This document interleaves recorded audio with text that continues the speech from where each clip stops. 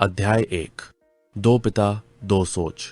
अमित एक साधारण परिवार से आने वाला लड़का था जो पुणे के एक मिडिल क्लास मोहल्ले में अपने माता पिता के साथ रहता था। उसके असली पिता रमेश जी एक स्कूल टीचर थे। वे पढ़ाई में बहुत सख्त और अनुशासन प्रिय थे। वे हमेशा कहा करते, अमित खूब पढ़ो, अच्छे नंबर लाओ और फिर सरकारी नौकरी में लग जाओ, यही जीवन की गारंटी है। लेकिन अमित का एक और पिता भी था, उसके सबसे अच्छे दोस्त रोहित के पापा विजय अंकल। विजय जी एक सफल व्यापारी थे जो स्कूल से ज्यादा जिंदगी के सबक सिखाया करते थे। वह अक्सर अमित और रोहित को अपने बिजनेस मीटिंग्स में ले जाते, निवेश और पैसों की बातें करते। अमित को दोनों की बातें सुननी पड़ती थी। एक और गरीब सोच वाला पढ़ा लिखा पिता और दूसरी ओर धनी सोच वाला बिना डिग्री वाला पिता। अध्याय 2।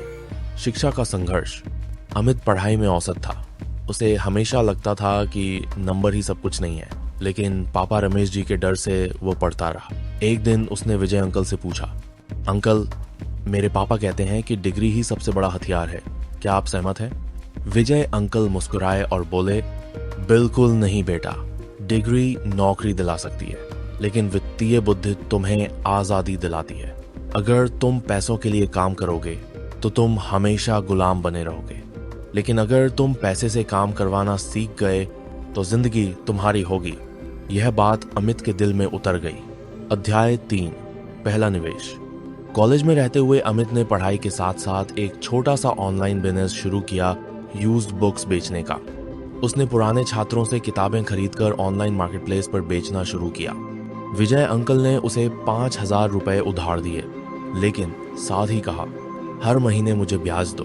अगर घाटा होगा तो तुम सीखोगे, अगर मुनाफा होगा तो तुम बढ़ोगे। अमित ने मेहनत की। पहले महीने ही 300 रुपए का मुनाफा हुआ। धीरे धीरे वह फाइनेंस, सेल्स और कस्टमर सर्विस सीख गया। वहीं दूसरी तरफ रमेश जी नाराज थे। ये पढ़ाई का समय है, व्यापार का नहीं। नौकरी के लिए तैयारी करो। लेकिन अमित ने तय कर लिया था, वह विजय अंकल की राह पर चलना चाहता था। अध्याय 4। असफलता का स्वाद। एक साल बाद अमित ने एक बड़ा जोखिम लिया। उसने कॉलेज के बाहर एक छोटा कैफे खोल दिया, सोचकर कि छात्र वहां आकर किताबें पढ़ेंगे और कॉफी पिएंगे। शुरू में अच्छा चला, लेकिन फिर बारिश के मौसम में ग्राहक कम हो गए, खर्चा बढ़ गया, आमदनी घट गई, वह कर्ज में आ गया। विजय अंकल ने फिर उसे बुलाया और कहा, हर असफलता सिखाती है कि अगली बार कैसे करना है। क्या तुम डर कर भागोगे या सीख कर उठोगे?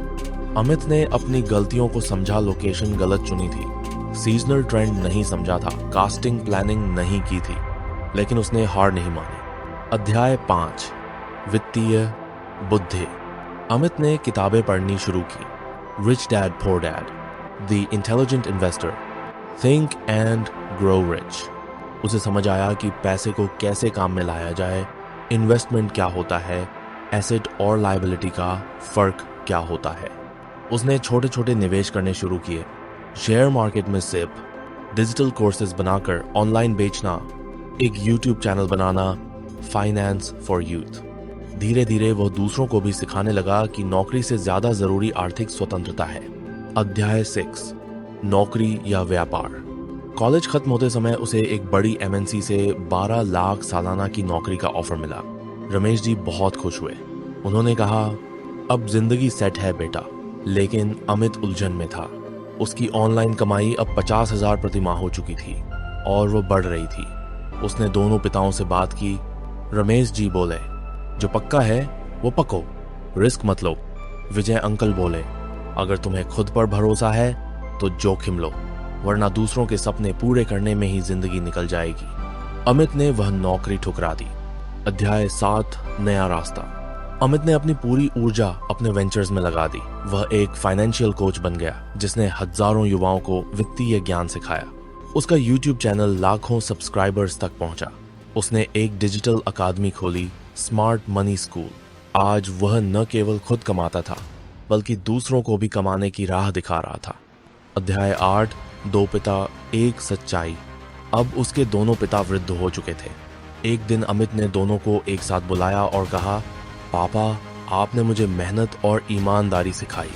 विजय अंकल, आपने मुझे धन और जोखिम समझाया। मैं आप दोनों का आभारी हूँ। रमेश जी की आंखों में आंसू थे। उन्होंने कहा, आज मैं समझ पाया बेटा कि किताबों से ज्यादा जरूरी है जिंदगी की समझ। अध्याय 9, अमूल्य सीख। अमित अब खुद एक पिता था। वो अपने बच्चों को ये नहीं सिखाता कि सिर्फ टॉपर बनो, बल्कि ये सिखाता कि पैसा क्या है और उससे कैसे व्यवहार करना है। नौकरी करना बुरा नहीं, लेकिन आर्थिक स्वतंत्रता जरूरी है। जब तक पैसे के लिए काम करोगे तुम जिंदा तो रहोगे, पर आजाद नहीं बनोगे। वह बच्चों को हर महीने पॉकेट मनी देता, लेकिन साथ में एक सवाल भी पूछता, इस पैसे से क्या तुम कोई एसेट बना सकते हो? अंतिम विचार, रिच डैड पुअर डैड सिर्फ किताब नहीं, एक नजरिए की कहानी है। अमित की यह प्रेरणादायक यात्रा हमें बताती है कि सोच बदलो, जिंदगी बदल जाएगी। जोखिम लो, सीखो और आगे बढ़ो।